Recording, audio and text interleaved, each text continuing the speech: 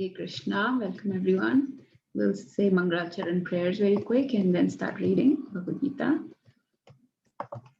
Om Ajnanatimirandasya Jnananjanashalakaya Chakshurunmilitam Yena Tasmai Shri Gurave Namaha Shri Chaitanya Manobhishtam Sthapitam Yena Bhutale Swayam Rupa Kadamayyam Dadati Swapadantikam Vandeham Shri Guru Shri Yutapadkamlam Shri Gurum Vaishnavamscha Shri Rupam Sadhujatam Sahagana Raghunathan Vitam Satam Sajivam Sadadvaitam Savadhutam Parijana Sahitam Krishna Chaitanya Devam Shri Radha Krishna Padan Sahagana Lalita Shri Vishakhan Vitamscha He Krishna Karuna Sindhu Dinabandhu Jagatpate Gopesha Gopika Kanta Radha Kanta Namostute Tapta Kanchana Gaurangi Radhe Vrindavaneshwari Vishvanusuti Devi Pranamami Hare Priye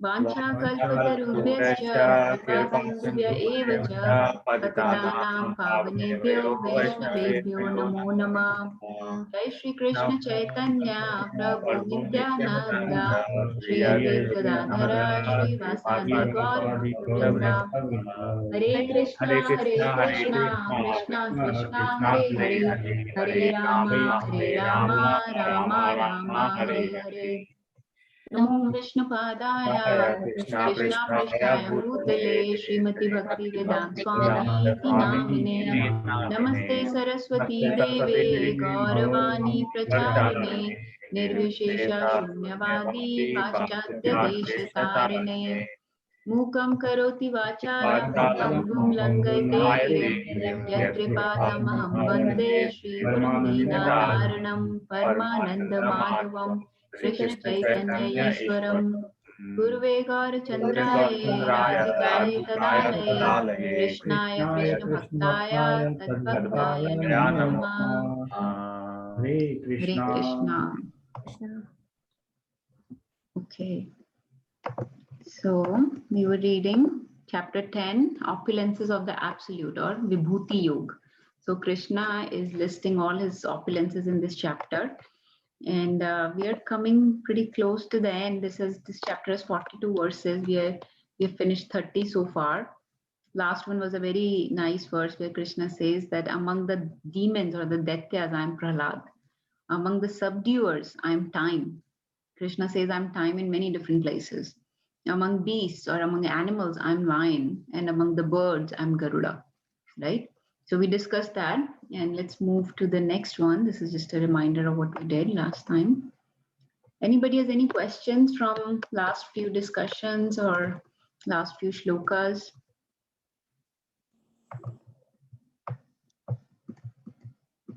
If no, we'll keep reading.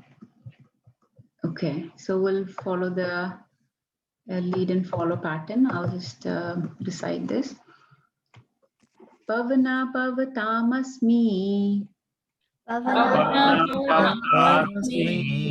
Rama Shastra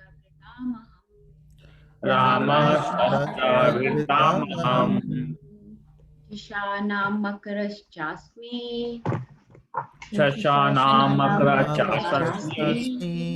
Strota Sam Asmi Janavi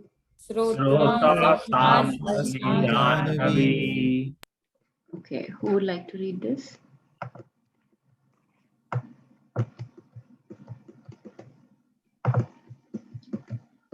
Yes, Avni.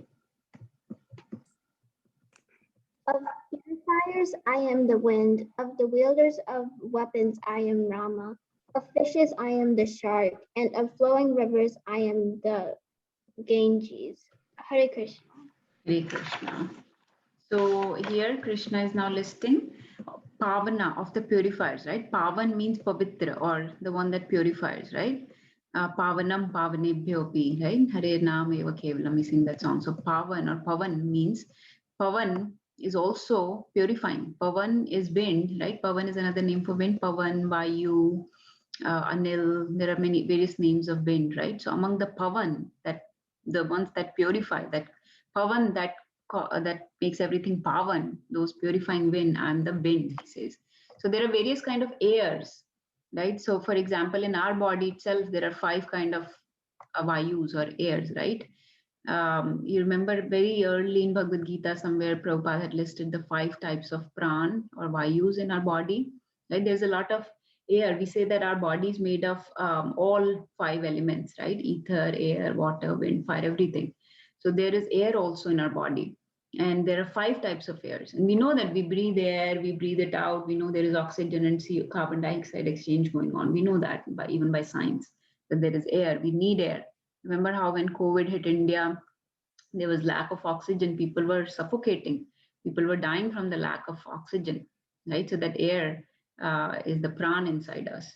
So does anyone remember the name of those 5 pran vayus? There are 5 types. Maybe Ravi Prabhu would know. I think it's Panvayu, Apanvayu, Udanvayu, Vayan and Saman. Vayan and Saman, yes. Yeah. So in Ayurveda, actually, all these are given very much importance. And those are the name of the 5 pran vayus. So pran, Vayan, Apan, Udan, Saman. So Krishna says that I am the wind, which is all purifying. So I'm the wind in of all the things that purify. Then the next thing he says, among the wielders of the weapons, I am Rama. So those that wield the shastra, britam. So shastra is a weapon, right? Astra shastra. So shastra is a weapon. So among the wielder of the weapons, I'm Ram. Now Ram here could refer to either Lord Ram, or Prabhupada actually in his lectures and devotees say that it could refer to Parshuram also, because Parshuram name actually contains the name of a weapon, Parshu. So Parshuram is called Parshuram because he's wielding Parshu. It's that axe or that Parshu that he carries with which he killed so many Kshatriyas, right? So it could refer to either Parshuram or Lord Ram. So depending on who you have allegiance to, you can say that, but he's saying I am Ram. And we know that whether it's Lord Ram or Parshuram, they're all ultimately incarnations of Vishnu, right? So he's saying among the wielders of the weapons, I'm Ram. So either way, whether Lord Ram or Lord Parshuram, they came to establish dharma, and they came to, in form of Lord Ram, he was a Kshatriya, and he killed so many demons. He purified the earth. And then as a Parshuram, he was actually born in a Brahman family, right? But we know, according to our Vedic understanding, Vinita and Anita Mataji keep dropping out, huh? Or is there somebody else? Yes, Mataji, my laptop hanged actually. Oh. So I had to join from phone. Okay, so yes, so he was born as a Brahman, right? But he took Kshatriya duty because that was his potency, right? We know that there are 4 varnas, but our varna is not decided by our birth. So just because you're born in a Brahman family doesn't make you a Brahman, right? So if you don't have the potencies, the capabilities, the qualification of a Brahmana, then you cannot become a Brahmana. Now, Parshuram, when he was growing up, he realized that his potencies, his capabilities is that of a Kshatriya. And he wanted to finish all these irreligious kings that were ruling the earth at that time. So he took it upon himself to wield the Parshu and kill those Kshatriyas. So that is a very important lesson to be learned from the life of Lord Parshuram, that, you choose your task, your prescribed duty based on your qualities, your qualifications, based on the potencies that are God given to you, not based on your birth. So similarly, Vishwamitra's example come. So just because you are a Kshatriya doesn't mean that you have the qualities of a Kshatriya. Maybe you are a better suited as, you can be in a higher class. So he became a Brahman, right? So in this way, similarly, the other way also, we have, all these Brahmins that say that we are born in the Brahman family, so we are the only true knower of the Vedas. We are Dvivedi or Trivedi or Chaturvedi. But you haven't read a single Veda. When, Dvivedi is supposed to have been learnt in 2 Vedas. Trivedi in 3 Vedas. Chaturvedi has knowledge of all 4 Vedas. But you have not even read Bhagavad Gita, which is the sense of all Vedas. Forget the Vedas itself. So that doesn't give you the qualification just because you're born in a Brahman family. So digressing from the point, but but here Krishna is saying that among the wielders, among Shastradharis, Shastrabritam, I am the Ram. Among the fishes, so before in previous last time he said that among the aquatics, I'm Varun Dev. Remember? Because Varun Dev is the lord of all aquatics, right? He lives in the water. He's the lord of all aquatics. But among the fishes, he says, now he's chosen a particular aquatic like fishes. He says, I'm shark. Because shark is the most deadly, the biggest, the most fearsome of all the fishes. He says, I'm the shark. Strotasmas, like the ones that flow. I am Janvi, Janvi or Ganga. I'm Mother Ganges, right? And Mother Ganges can be glorified till the time immemorial, because we know how pure Mother Ganga is, right? I think some of you are reading about Mother Ganges from Bhagavatam. But it is said that if one reads one verse or just a little bit of Bhagavad Gita daily, one drinks a drop of Ganga daily, then they will never see the face of Yamraj. They will never have what is called, they'll never have a conversation with Yamraj ever. Has anybody heard this before? It's actually a very favorite thing that Shubhalas Prabhu says a lot of times. Bhagavad Gita Kinchit Dhita Ganga Jalava Kanika Pita Sakradapi Yena Murari Samarcha Kriyate Tasya Yamena Charcha. That he will never have charcha with Yamraj, with Lord Yama, with the god of death, right? The one who reads the text of Bhagavad Gita daily, even a little, Kinchit Dhita, even a little daily, who's studying Bhagavad Gita.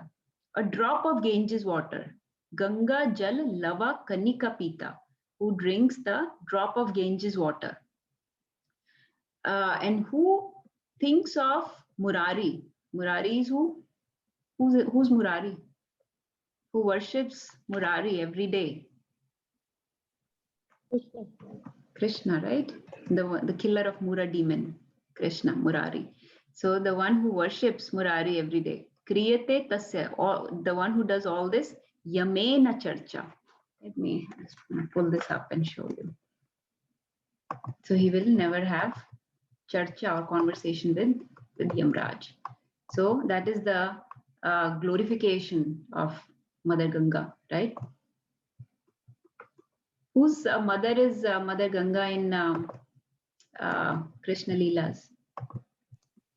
Bhishma. Yes, Bhishma Pitama, right? And does everyone know? I mean, we won't discuss it today, but everybody should read the story of how Mother Ganges came down to the material platform on the Bhuloka. So has everybody heard that story? The descent of, okay, Avni and Vedi. Avni, Vedi, can you, one of you share very quickly? Are you able to share the story of descent of Mother Ganga? Yes. Who called her? How did she come down? What is her water made of? All this. Or whatever you know.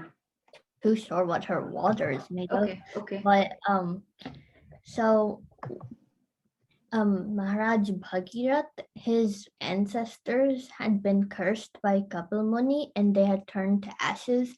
So only the water of the Mata Ganga could free them and deliver them to the heavenly planet. So I think his father, can't remember the name, but he had tried, but he couldn't get it. Then Maharaj Bhagirath, Anshuman. yeah, Anshuman. Then Maharaj Bhagirath had began like tapasya and all that, and Mata Ganga had agreed to come down. But then she said, my water force is too much, that I will like break the Puloka and go straight down to like the Patalok. So then she said, that Lord Shivji could is the only one who could like tolerate the thing, her force. So then he prayed to Lord Shivji and he agreed to bear the weight of Mata Ganga. So then Mata Ganga came and Lord Shivji gently kept her in his hair. This is why in the things you can see Mata Ganga coming from his hair. And then he led Mata Ganga down to where the ashes were, and they were delivered and sent to the heavenly planets. And then he took her wherever, and yeah. Okay, very good, very bold. Thank you for sharing. I was hoping, I realized later that I hadn't given the story to anybody to read. So you had already read and knew the story very well. Thank you. And you remember, so the another point that I was remembering was how when Lord Vaman Dev came and he asked for 3 steps from Bali Maharaj. Remember, so when he took that third step, not third, the second step, and he said, with the second step, I'll take all the material creation, right? All the planets and everything. So with his toe, he broke the covering of the material world. You know that, right? The toe, with the nail of his toe, the covering of the material world broke, and the drops of the Karnodakshai ocean came, and that is the pure water of Mother Ganges. And as usual, like you said, it came to Lord Shiva to carry her on his head because he's the only one who could tolerate the force of the water of Mother Ganges, right? Every time there is a very tough task, Lord Shiva comes forward. And that is an example for us that whenever one is assigned a tough task, a tough service, then we should try, in our best of capabilities to perform it, to take responsibilities. So very nice. Thank you, Vedi. So he says, I am the Mother Ganga. I'm the Ganges among all the flowing rivers, or the ones that flow. And in the Gita Mahatmya, actually, this is written by Adi Shankaracharya. Adi Shankaracharya has written his own summary on Bhagavad Gita and Vedantas. But in his Gita Mahatmya, he compares Bhagavad Gita to Mother Ganga several times. Like in this one, he says, Gita Gangotakam Pitva Punar Janmana Vidyate. That who drinks the Ganges water of the Gita. The Gita can be compared to the water of Ganges. That one who drinks this pure water of Bhagavad Gita like that of Mother Ganges, Punar Janmana Vidyate, that he will never see the cycle of birth and death again. And actually somewhere else also in this, somewhere else also he says, I can't find it now. Mataji, text 3. Text 3, yes. Maline mochanam pumsam jala snanam dine dine sakrit gitamrita snanam samsara malnashnam. That even if one takes a bath once in the sacred Ganges water of Bhagavad Gita, again, Bhagavad Gita's verses are compared to the sacred water of Mother Ganges. So her water is so sacred, so pure, that it is being compared to the pure verses of Bhagavad Gita that were spoken by Krishna himself, right? And do you know who did pastimes in Ganges not too long ago? Whose pastimes, like, so Krishna's pastimes are famous in Yamuna, right? We associate Krishna with Mother Yamuna. Mahaprabhu, Mataji. Yes, Chaitanya Mahaprabhu. His pastimes are famous in Ganga, right? So when Krishna came, he's Shamvarn, he's a dark color, just like, and Yamuna took the color of his color. So she's called Kalindi, right? She's also dark in color, just like Krishna. And when the golden complexion, Chaitanya Mahaprabhu came, right? That was Krishna himself in the golden complexion of Radharani, then Ganga, which is Kanika or golden in color, Mahaprabhu did his pastimes. Okay, so that's all I wanted to share from this. Anybody has any questions, or can we move? Mataji, one other point that I had read in the Bhagavatam was Yes, ma'am. Gangaji gets the color pink because she is touching the kumkum feet of Sri Vishnu. Okay, yes. We And both. yes. And Mataji, question, like why Makar is translated as shark? I thought that was Magarmach. Makar, I don't know, Mataji. This I'm going by the Yes, I'm just purport of Prabhupada. yeah. But whether you call shark or whether you call magarmach, the point is that the most fearsome, very strong creature of the water that people are scared of. So either way, the point is that the aquatic that is most fearsome, most big and strong and all that. I think that's the point to be taken. With all these opulences, the point to be taken is the most opulent, where Krishna has given all his powers, all his attractions to something.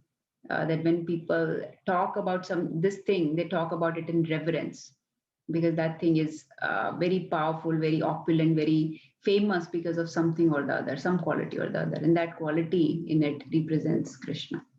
So that is the point, I think, to be understood. Is that okay, Mataji? Okay. Let's do the next one. 10.32.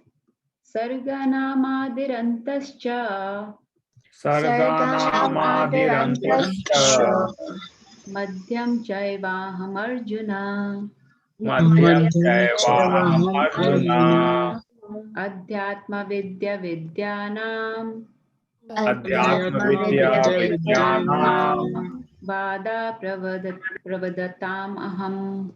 vada parvadata aham. Okay, who wants to read this? Avinash Prabhu, you want to read? Yeah. Of all creation, I am the beginning and the end, and also the middle. O Arjuna, of all sciences, I am the spiritual science of the self, and among logicians, I am the conclusive truth. Hare Krishna. Hare Krishna. Sheetal Mataji, are you asking a question or you just want to read? Reading it. Okay. Yeah, we'll read a little bit of this part. You can read that. So this one, Sarga Nam Adi Antascha Madhyam Chaivaham Arjuna. So in the first two lines, Krishna is saying that of this creation of all the creations, right? I am the beginning, I am the middle, and I'm also the end, right? We've read this actually before also in, I believe in 9th chapter, Krishna, here. In the 9th chapter, Krishna says that. And he says many other things also, but one of the things he says is that I am the, not this one. There was somewhere in 9th or 10th chapter itself where Krishna had said that I am the beginning, the middle, and the end of everything. And actually in the 7th chapter, the verse that kids have learned, right? Krishna says, Matta partaram nanyat kinchid asti dhananjaya mai sarvamidam protam sutre mani ganaiva, that everything is resting on me, right? So let's say, imagine, he gives such a beautiful analogy of beads strung on a thread, right? So without the thread, nothing, the beads cannot be there. The beads are not hanging in the air. They are strung on a thread. That thread, Krishna says, is me, meaning that I'm the foundation of everything. I'm the basis. I'm the root of everything. On me, everything rests, right? So he is the beginning, the middle, the end. You string the thread, then you tie a knot. Only then the flower garland or the bead or the pearl necklace can be made, right? So it is the beginning. It is going through the beads as well, right? Just like Paramatma is seated inside us. So he's inside us also, and he is the beginning, the middle, and the end, and that will make a beautiful necklace. So here also Krishna says that I am the Adi, the Madhya, the Ant, right? He's the original Supreme Person. We've read that many, many times, that he says, I'm the Adi of all, not only the whole creation of all the demigods. I'm the Adi Devam, Ajam Vibhum, the unborn, the Vibhu, the one who has no end, Anadi, Anant, right? Advaitam, Achyutam, Anadim, Anant Rupam. Kids are learning that verse right now, right? Anybody wants to recite it? Who has learned it? I know you're trying to right now. So in that verse, Lord Brahma says to Krishna that you are that you have no beginning and no end, right? And he's the cause of all causes. Ishvara Parama Krishna, right? Satchidanand. Who will finish that verse? Is it Vigraha? Satchidanand Vigraha. Anadir Adir Govinda. Anadir Adir, that who has no end, no beginning. Sarva Karana Karana, that you are the cause of all causes, right? So he's the cause of all causes. Without him, the creation, the material creation, the cosmic manifestation, even the spiritual world, they're not possible without him. So from him, everything comes, right? Aham sarvasya prabhu, matta sarvam pravartit, that all the material and spiritual worlds are emanating from me. So I think this part is clear. Adhyatma Vidya Vidyanam, that among all the Vidyas or the sciences, Vidya is a science. Among all the sciences, I am the Adhyatmic Vidya. Adhyatma Vidya means the spiritual knowledge. So we know that there are so many types of Vidyas, like there is rocket science, there is computer science, there is medical science, there is astrology, astronomy, whatnot, botanical science, right? Science of everything. There is science for everything. So, but he says among all those sciences, I am the spiritual knowledge, right? Vedeshcha sarver aham ev vedyam. Vedas give us the knowledge of the spirit, gives us all the spiritual knowledge, right? And he says, I am the spiritual knowledge. I am to be known by the Vedas. Vedeshcha sarver aham ev vedyo. Vedant krid ved vid eva chaham. That I am the compiler of the Vedas. I am the knower of the Vedas. I am the knowledge to be obtained by the Vedas. And I'm the Vedas itself. So I'm everything. So the spiritual knowledge is the most supreme. That is why Prahlad Maharaj has instructed us that we should, just like other sciences, just like mathematical science, just like geography, just like social science, just like economics, accounting, whatever, all these things we start learning from very young age, but we neglect spiritual knowledge. Whereas Krishna is saying that, you know, he's saying that I'm the supreme, right? Shark or magarmach, whatever, is the supreme in the aquatics, right? So similarly, among all the sciences, the spiritual knowledge is the most supreme. Among all the men, he says, I'm Naradhipam, I'm the Naradhipa, right? Among the Naras, I'm Naradhipa, I'm the king. So he's the king among everything. So that is why spiritual knowledge, which is the king of all sciences, which is the Raj Vidya, right? That should also be taught from the very childhood. So all those kids that are trying to understand the spiritual knowledge, you know, the knowledge, the true knowledge of self. Spiritual means the knowledge of spirit soul, the knowledge of spirit. Spirit means us. I am a spirit soul. I'm not this body. I'm a spirit soul. So knowledge of self or self-realization, that knowledge is the most supreme. Adhyatmic Gyan. So एक आध्यात्मिक ज्ञान, एक भौतिक ज्ञान. भौतिक ज्ञान is very temporary. You lose it when you get next life. You lose it, right? You have to start again from A, B, C, or if you're born somewhere else, then Ka, Kha, Ga, or somewhere else, then something else, right? So adhyatmic, the bhautik gyan will keep changing, right? One life you may be a doctor, other life you may be a laborer, or another life you may be a engineer or something else. That knowledge will keep changing, but the spiritual knowledge will carry on from one birth to the next, right? Neha Bikrama Nasho Asti Prattivayo Na Vidyate, that in this process there is no loss. So whatever spiritual knowledge you gain in this life, it will carry on with you to the next life. That is why it is eternal knowledge. It is not temporary. It is not nashwar. It will carry on. Does anyone want to add to that?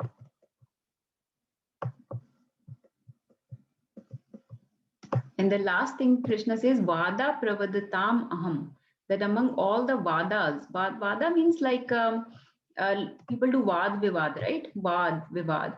Vivad means like arguments. Vad means like conversations. So among all the arguments or the conversations, Vad means I'm the conclusion.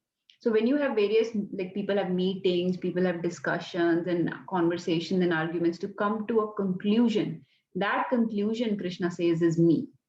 Again, the same thing, right? That I'm the conclusion of all the Vedas, right? I'm the summary of all the Vedas. I'm the knowledge to be gained by all the Vedas. So but if somebody reads all the knowledge, all the Vedas, he reads Bhagavad Gita, but he doesn't understand that Krishna is supreme, that knowledge is wasteful. Because he's saying everywhere, he's saying that I'm everything. I'm the beginning, end, middle, every other line Krishna is saying that I'm to be known. I'm the knowledge. And yet, if after reading Bhagavad Gita, you come to some other conclusion that, okay, karma is the supreme truth, that we should just do our karma. So most people think that Bhagavad Gita just means that karm karo, phal ki chinta mat karo. That is I know that, and I don't need to read Bhagavad Gita more because I know this. This is the summary of Bhagavad Gita. No, this is not the summary of Bhagavad Gita. You've not read it properly, or you've not read it heard it from a proper person. Because the summary of Bhagavad Gita, the import is that Krishna is the supreme. Krishna is everything. So whatever you do for Krishna. Not just karm karo, phal ki chinta mat karo. It doesn't, Krishna actually doesn't say anywhere that. So vada pravadatam aham, that I'm the conclusion of all the discussions, of all the logics and all the conversations. In Purport, Prabhupada has actually given that there are different kind of conversations. He says that there are 4 types of conversations. Prajalpa is the lowest type of conversation. Does anyone know what Prajalpa is? We've talked about it sometimes. Mundane material conversation, gossiping. Yes, Mataji. Yeah. You can loosely say that it is gossiping basically. Gossiping basically means that talking about other people, talking about criticizing other people, mundane matters, like you said, that is prajalpa. But criticizing other people, that is prajalpa. And in a mundane way, in a mundane materialistic way. Uski sari, uske gehne, like how people get together, they just do prajalpa, right? She did that, he did that, he said this, he said that, right? That is prajalpa. That is just idle gossiping. So that is the lowest type of conversation. And then the other is jalpa. Jalpa is supporting one's, and this is just Prabhupada has written here, so I'm just going to read. I don't understand this too much, but Prabhupada is saying, supporting one's argument with the evidence that also supports the opposing side is called jalpa. Actually, Chaitanya Mahaprabhu was very good about this, supporting not only one side but also the other side. You could, like, if somebody is very, very intelligent, they can give an argument not only for your side, I can also prove your point. So you know how people have debates in colleges or schools where you are for or against a point, but you are so intelligent that not only you can prove your point, you can also prove the other person's point. So that is called jalpa. And then merely trying to defeat one's opponent is called vitanda. But the actual conclusion of everything is called vada, and that conclusive truth is a representation of Krishna. We don't need to know so much. We should know that the conclusion of all the knowledge, of all the discussions, logics, conversations, arguments is basically the end is Krishna. The summary is Krishna. So the highest truth should be always Krishna. Okay. Anybody wants to share any realizations? Any points came to the mind?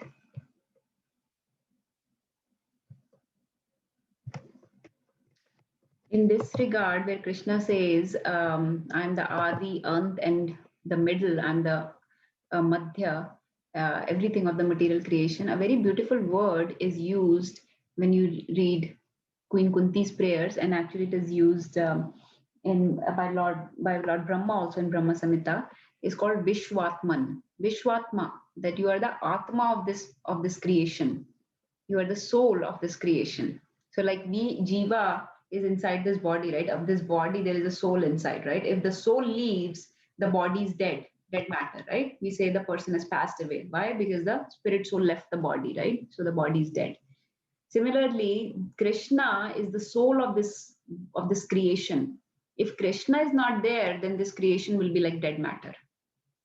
So that is why we have to always cater towards Krishna, always cater towards God in this world. Because if God is not there, then everything else is like a dead matter. So Queen Kunti calls him Vishwatma, that you are the soul of this creation. Similarly, Brahmaji also says you are Vishwatman. the soul of this creation. So that also describes the Adi, Madhya, Ant, everything. The whole just like our consciousness pervades the whole body. Similarly, Krishna is pervading this whole creation. Okay, if nobody's sharing, then we can do next. 10.33. Aksharanam akaro asmi. Aksharanam akaro asmi. Dvandva samasikasya cha. Dvandva samasikasya cha. Aham eva akshay kalo. Aham eva akshaya kalo. Dhata aham vishwato mukha. Dhata aham vishwato mukha. Yes, Shitanachi, would you like to read? Hare Krishna.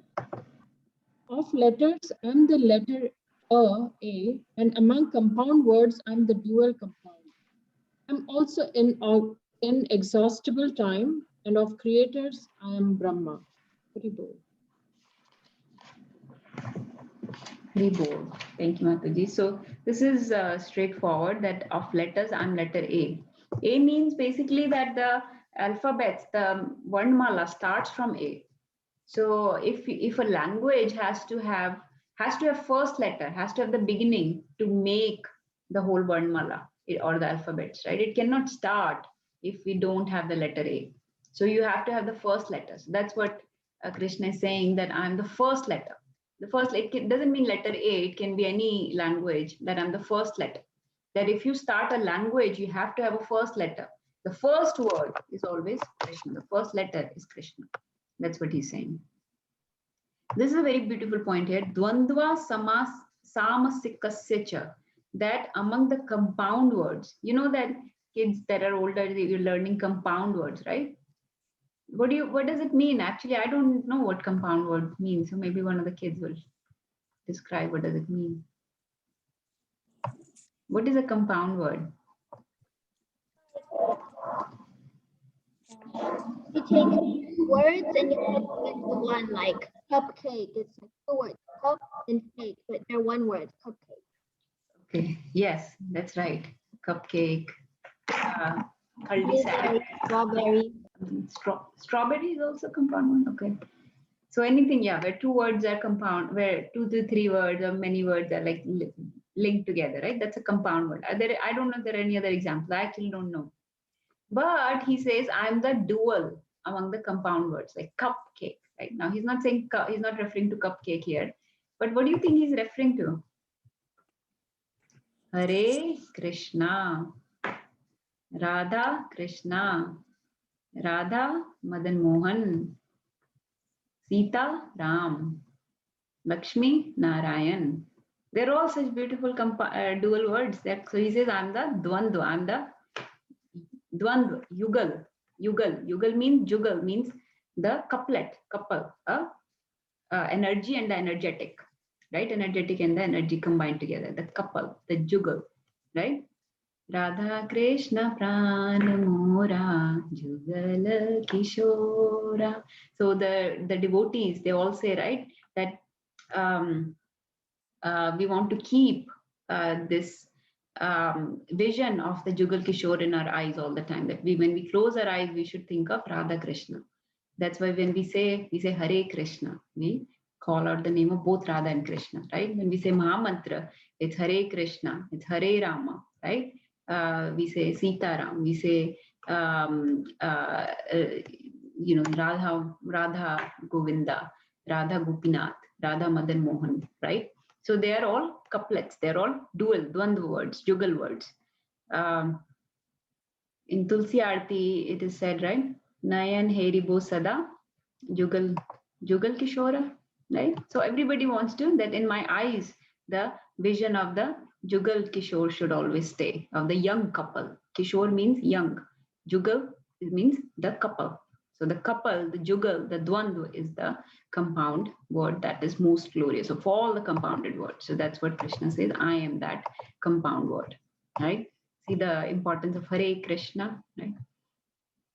Aham eva akshay kalo. Aham eva akshay. Akshay means indestructible, right? Jiska shay nahi ho sakta, which cannot be finished, which cannot be destroyed. Akshay, like Akshay Patra, right? The Patra that was given to Draupadi by Suryadev was Akshay. It cannot be finished. She could keep making food in it, right? So Akshay means indestructible, that I am that indestructible Kal or time. Actually, we read before also, Kala Kalai Tamaham, that among all the subduers, I am time, right? Now he's here saying that I'm the indestructible eternal time.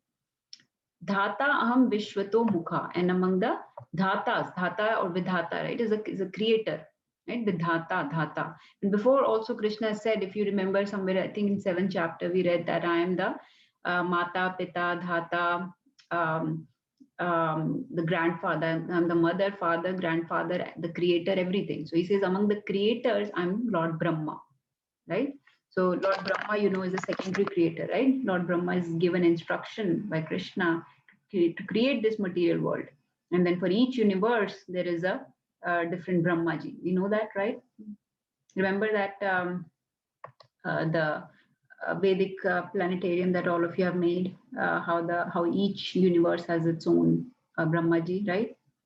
And that famous story where Brahmaji once went to meet Krishna in Golok, and the Dwarpal said that just wait a few minutes, but he had to wait a long time, and he got very angry that how come I'm having to wait so much? I'm such a busy person. I'm the creator of the material world. I have to do so many things. So he just barged in. And when he went inside, what did he see? That there were thousands of Brahmas there. And our Brahmaji has 4 heads, right? But some Brahma had 1,000 heads. Some Brahmajis had 100 heads. Some Brahmaji had 10 heads, right? So different Brahmajis for different universes had come to meet Lord Krishna, and he realized that he's not the only one.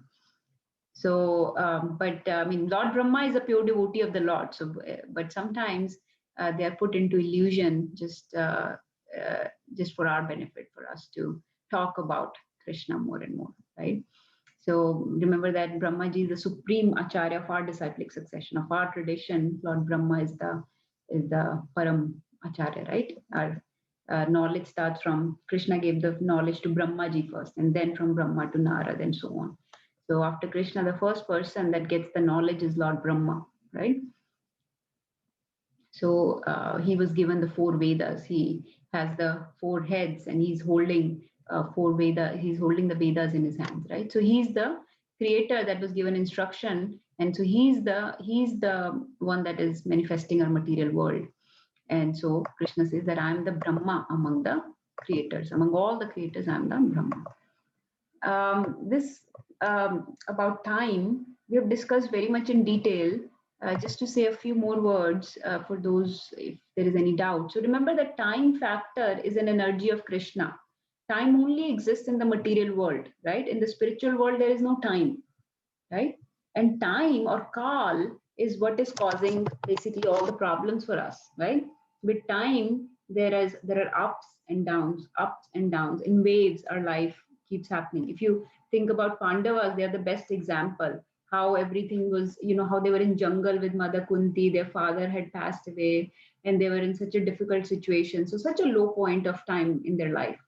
And then they thought, okay, we are going to this big palace, and we'll have our grandfather there and our cousins there, and we'll have so much family there. We'll have, we'll be treated nicely. But what happened? So they were very happy. We are going to live in a comfortable place, not in a jungle with our mother. And so they had such a good time in the beginning. Everybody, Mother Gandhari and Bhishma Pitama was so nice to them, and everybody was so happy. And slowly the enviousness of Kauravas started to seep in, right? They started realizing, oh, these Pandavas may be claiming the throne in due time. So we have to do something about it. So let's start by killing Bhima. He seems to be the strongest. So they fed him poison. So there was such a low point again, right? So ups and downs kept happening, right? And then when they grew up, Yudhishthira Maharaj was named the prince, that he will get the throne next. And so then that they were, sent to the Lakshagra, and the place was set on fire, and they're thinking, okay, everybody likes us. This is such Yudhishthira Maharaj is going to be the king. He's the representative of dharma himself. He's the upholder of dharma. Everything will be so nice in Hastinapur. And then they had nothing again. Everything was burned to fire, and they were living anonymously somewhere, without any means, just taking shelter and in the house of a poor brahmana, right? So again, nothing. So ups and downs kept happening in their life. And then again, they got married to Mother Draupadi, and they thought, okay, now everything will be nice. We have our own kingdom. They were given Indraprastha, lived happily for some time. And then the downfall came with the gambling match. And then once the Vanvas and everything finished, they thought, okay, now Duryodhan will give us our kingdom back, because we have completed the terms of the match, right? We were supposed to go away for this time. When we come back, we will get the kingdom back. But no, he said, I won't give the kingdom back. So then so in this way, ups and downs, ups and downs. So what is it? Basically time. Time is the subduer, and it destroys things in due time, and it gives an illusion of happiness, so that it subdues things. So the bad things get subdued as you go forward. Your wounds heal, you forget things. So that gives a nice feeling. But then again, it is taking you closer to death. It is taking you closer to old age, taking you closer to disease. Your loved ones start separating in due course of time, right? So time is whose clutches we are in. And once we get to the spiritual world, once we are freed from the cycle of birth and death is basically time itself, right? So that is a time factor that has been explained so nicely in Bhagavad Gita. And that is what we have to get freed from when we get into the spiritual world, where there is no time. It is eternal. Everything is eternal. Does that make sense? It is a difficult concept to grasp, but please ask any questions. Concept valid. You said only till material creation, so like till Brahmalok, and there Yes, also Mataji. stick to time. Yes, Mataji. That is why Brahmaji also has a lifetime, right? Yes. He also has. We read about it before. What is the lifetime of Brahmaji? How many years? How many? I don't want to ask right now. It may be difficult to remember, but you can read about it. We've read before in 8th chapter. I think we read. So that is why he's also subjected to time. So aren't there like certain cycles of the Lord? They say that Vishnu sleep. Your voice is breaking up a lot. Can't hear very clearly. Can you come closer to the mic or bring the laptop closer? Hare Krishna. Abhiyana, Amas? Yes, Madhi, try. So they was asking about like the cycle of Sri Vishnu. They say that there is a time or at particular point he sleeps, he wakes. So how does that? How should we understand that? So Mataji, that is not the spiritual world we are talking about, right? Because Karna Daksha Vishnu is whom the whole the material creation is coming from, right? So Karna Daksha Vishnu is in the Karna ocean, and from him comes the from his breathing comes various universes, right? And those universes are operating in the time, right? So according to their time, when the time of annihilation comes, they will go into the body of Lord Vishnu again. They'll rest in the body. So Lord Vishnu is not subjected to time. It's those material universes that are getting annihilated or taking birth according to time, right? So they take birth, then they die, right? Then they manifest again. The whole kalpas, the whole chaturyugas happen, and then they take rest again. So that is not according to, it is not Lord Vishnu that is being subjected to time. He's eternal, he's there. It's the universes that are getting manifested or annihilated because of time, right? They take birth, they take death. Just like we take birth and die, just like Lord Brahmaji also, although his birth and death is very long, similarly, the birth and death of a material creation is also very long. So hard for us to understand. The time of an ant is different from our time. Our time is different from those of demigods. Demigods' time is different from those of Brahmaji's. But in the big picture, everybody is subjected to time. Everybody is taking birth or dying according to the cycle. And when the time comes, they take birth. When the time finishes, it's time for annihilation. They go down into the body of they rest in the body of Karnadaksha Vishnu. But Vishnu ji is there. He's just doing his own things. कुछ is थोड़ा मेरे को confusion ऐसे है जैसे अभी दक्षिणायन started and then there was something when Ekadashi came where I think some sleep cycle started for Sri Vishnu. yes, but so they are doing their things, right? They're sleeping, waking up, whatever they're doing. They're not according to. They are not subjected to our time. Like we are looking at it from our perspective.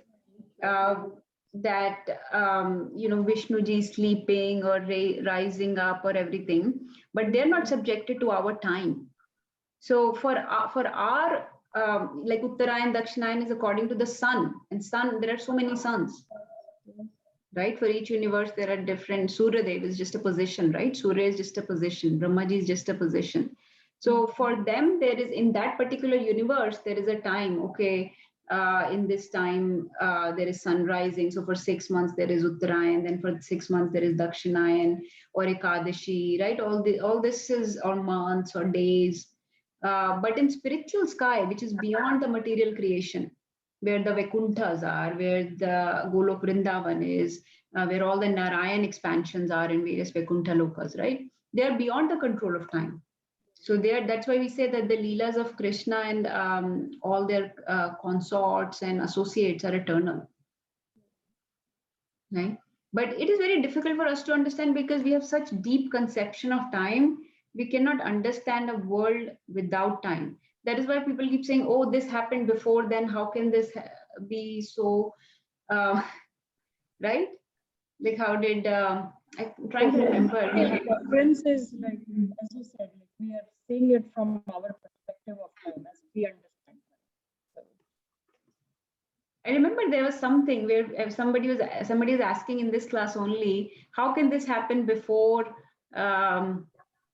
Yeah, the cyclic. Yes. Yeah, because it is cyclical. So it is Yes. just. And that is also Vedic knowledge. Vedic knowledge is that the time is cyclical for us. The Abrahamic cultures, like in Christianity, the time is linear. So then there is a start point and finish point. For what is described to us in Vedic scriptures is that it is circular. So it keeps going. That is why it is Chatur Yuga, they keep going in cycles. After Kali Yuga finishes, the Satyug will again start. But this knowledge of the yugas, of the annihilation and creation, of the cycle of birth and death, of day and night, for all this is basically related to time. And this exists all in material world only. And it is the one that is putting us through various problems. That is why we have to escape this material world. And Krishna says, I am that all devouring time, which will degenerate everything in due course. He says, I'm all devouring. Sometimes he says, I'm the subduer, right? But that is his energy only. Is that clear, Mataji, a little bit? Okay. Let's see if we can read maybe one or two more. Okay. 10.34. Mrityu sarva haraschaham. Mrityu sarvaham. Udbhavascha bhavishyatam. Udbhavascha bhavishyatam. Kirti shrirvakcha narinam. Kirti shrirvakcha narinam. Smritir medha dhriti kshama. Smritir medha dhriti kshama. Anyone wants to read this?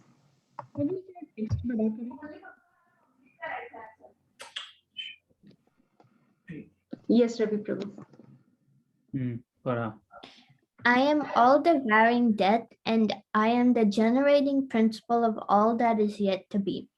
Among women, I am fame, fortune, fine speech, memory, intelligence, steadfastness, and patience. Very bold. So I'm all devouring death, right? We know that when one dies, one has Krishna basically comes in the form of death, right? For devotees. But he's basically, he's time, with time death comes, and so he's the death also. There are many various understandings to this. Okay, I'll just share a couple things, and rest we can discuss later. So we have talked about last time, I think, how for devotees, when the time comes, their goal is to get to Krishna, right? So it is said that for materialistic people, death is very, very scary thing because it's unknown. Why is it unknown? Because they're not trying to understand death. They're not trying to understand Krishna, not trying to understand our spiritual knowledge, right? So this is unknown. But if you understand what death is, then it is not scary at all. So for devotees, actually, with every breath, they are not getting closer to death, but they are getting closer to Krishna. So with every breath, they are going back to Godhead, right? They are taking steps to go back to Godhead. So they are actually getting out of the miserable place and going to the eternal, timeless spiritual world, right? So in the place where there is Satchidanand, there is eternity, knowledge, and bliss, right? For eternal pastimes with Krishna, right? So to them, death is not scary at all. But that is because they make preparations. They make preparations for death. Preparation doesn't just mean that having a will or assigning your property to somebody or having life insurance policies. That is not just, that is on materialistic plane. Yes, you have to take care of your loved ones. You have to provide them properly, so they should be well provided for when you leave. That's okay, all those things. But spiritually, because it's the spirit soul that is passing on, right? The material body is anyways just made of matter, of panch bhoot, and it is going to die and it is going to finish. It is the spirit that we have to cater to, because that is going to move on to the next destination. So the death basically means going to the next destination, right? Just like you decide I have to go for a holiday. So you make all the plans. You pack your bag, you get your ticket, you make sure you have a passport or visa to get there, so you will be allowed entry there. You have enough money to get there, right? Similarly, when we are preparing for our next destination, from this world to another world, we have to prepare. So first of all, we have to know who we are, what is our goal, where do I want to go? Just like you, when you're going on a holiday, you research, where do I want to go? Similarly, you have to learn this knowledge to understand where to go. If I want to go on a holiday, I need to know about, let's say, various islands or beaches or mountains. I'll have to read about it. Which one is best suited for me? Maybe this is a place that's too far. I cannot go there. My budget won't allow. So I will go to a different place where I can go, how many days I have. All these things we plan. And this is our supreme next destination we are talking about. So we have to know who we are, where we are going, and how do we get there. So all that knowledge is given in our Bhagavad Gita, right? And that is what death means, going to the next destination and preparing for it. So we have read that the whole chapter, Attaining the Supreme, 8th chapter that we read was about how to attain the next destination. And our next destination should be the supreme most destination, the Param Gati, Param Abode, Param Dham of Krishna, right? Param Brahma, Param Dhama, Pavitram Paramuttamam, right? So that is our supreme destination where we have to go. And how do we get there? And Prabhupada and all the devotees have given us the process. Just read Bhagavad Gita. We just read Bhagavad Gita a little daily. Associate with devotees. Chant your Maha Mantra, right? Remember the names of Krishna every day, right? And Krishna will come for you. So his dutas will come. Just like for Ajamil, when he said Narayana, Vishnu dutas came, right? Yamena Charcha. That person will never have Charcha with Yamraj or Yamdutas. When Ajamil was dying and he was calling for Narayana, his son, he thought he was just calling to his son, but actually Vishnu Dutas heard him. Yamdutas came before, but then Vishnu Dutas also came. And Vishnu Dutas said, and they're very authoritative over Yamdutas. They said, okay, hold on, what are you doing? Don't touch him. He said, no, we have been waiting for him. He has done so many sins, so many crimes, so many bad things. We have a place booked for him. He has to come with us. But don't you see, he's calling out Narayan's name. So he will, you cannot touch him. You have no authority. So basically, if you're calling out the name of Krishna every day with intention, with honesty, with sincerity, then Vishnu Dutas will come. Krishna will come in the form of death, not Yam Dutas, not Yamraj, not the destination of lower planets, not even Swarga. You have to get out of Swarga, Narka, everything. We have to get out of the material creation, right? Go to the spiritual world. So that is the all-devouring death that Krishna is mentioning here. And then Krishna says, Udbhavascha bhavishyatam, that I'm the generating principle, all that is to be. So generating principle basically means that I'm the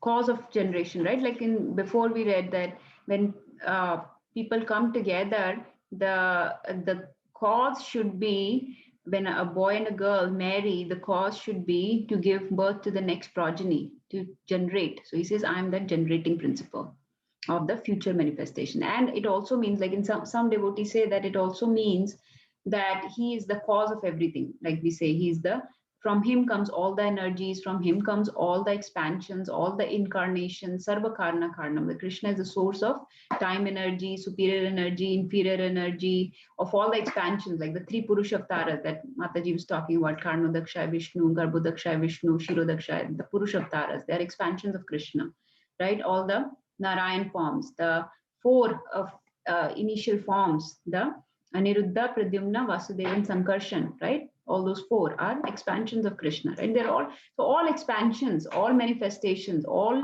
are basically coming from Krishna. Ete chamsha kala pumsam Krishnastu Bhagwan Swayam. That there are so many expansions, so many plenary portions of plenary portion, but Krishnastu Bhagwan Swayam. Indrari Vyakulam Lokam Mridyanti Yuge Yuge. That he comes just for our benefit to relieve the burden of this material platform. The next thing Krishna says here, among women, I am Kirti. Kirti means fame. Shri means opulence. Vak means fine speech. Smriti means memory. Medha means intelligence. Dhriti means firmness. And Shama is patience. So he's listing how many? 6? 7 qualities of women. Or actually, these are not women. This is basically feminine qualities. It doesn't mean that men cannot have them. These are just feminine qualities, right? So any man or woman that possesses these qualities will be most glorious, Krishna says. So fame, fortune, fine speech, intelligence, memory, steadfastness, and patience or forgiveness. Shama can also mean forgiveness or gentleness, patience.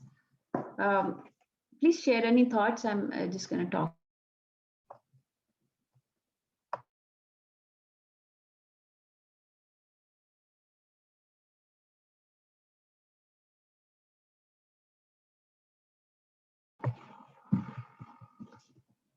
So is that clear? So those are feminine qualities, and Krishna says that anybody who possesses these qualities will be very glorious. Like in the last verse of Bhagavad Gita, Sanjay says, right, that wherever there is Krishna, who will say this verse? Yes, Vedi. Yatra Yogeshwara Krishna, Yatra Partho Dhanurdhara, Tatra Shri Vijayo Bhuter Dhruva Nitir Matir Mama. Hare Krishna. Hare Krishna. I was thinking of another verse, I think. But yes, so Shri basically means victory, or Shri also means opulence. That's where all the opulence will reside. So we can read this last paragraph if you're okay. Would someone like to read this?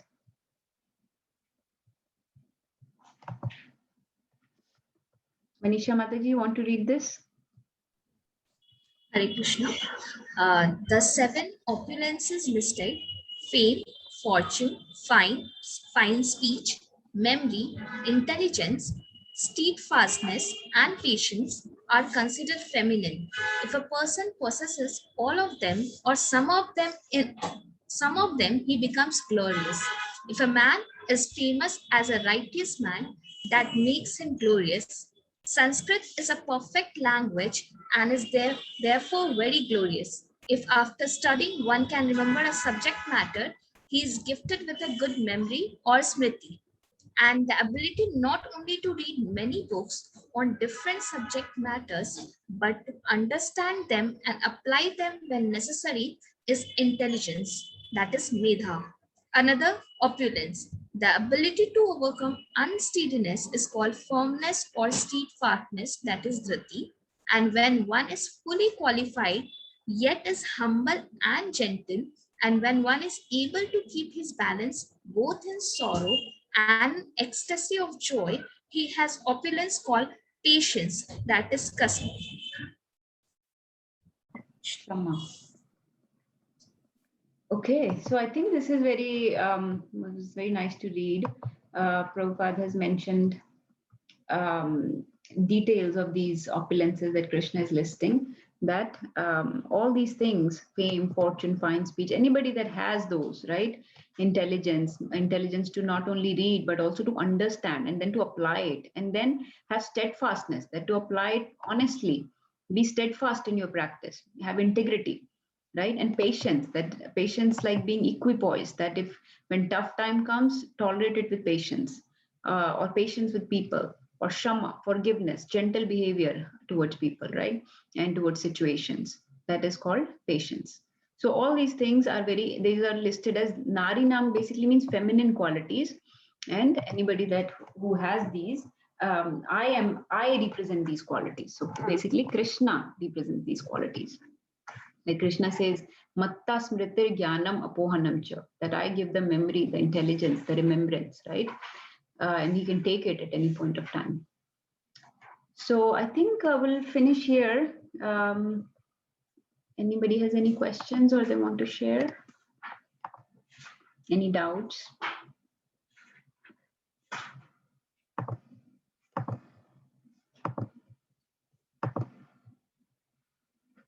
I can't see, so please just unmute and share.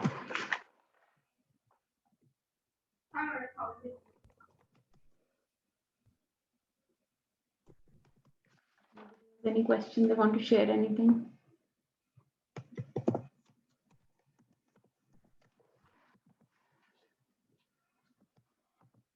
I think we'll try to finish this chapter next time. And then maybe do a Kahoot or something after that. This was the shloka that we quoted last time, since now we have glorified Mother Ganga. If anybody wants to memorize this. Nimnaganam yatha Ganga, Devanam achyuto yatha, Vaishnavanam yatha Shambhu, Purananam idam tatha.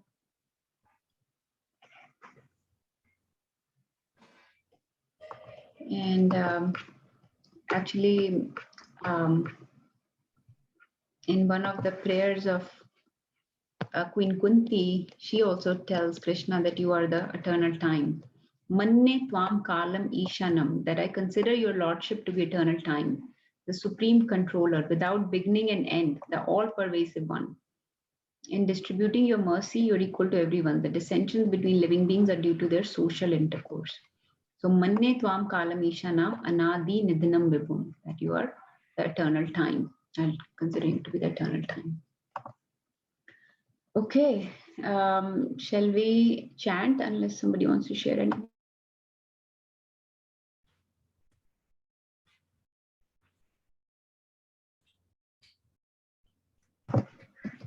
Richa Mataji, you have any questions? We are just chanting now. This is the names of Krishna and Lord Ram and their energies. Hare, Hara is the name of Radharani. And when they are called, it becomes Hare. Like when Lord Ram would call Mother Sita, he would say Site, Site, right? Or we say Radhe, Radhe. When we call to Radharani, we say Radhe. So similarly, Radharani's another name is Hara. And when we call her, it becomes Hare. So we say Hare, Hare Krishna. We don't say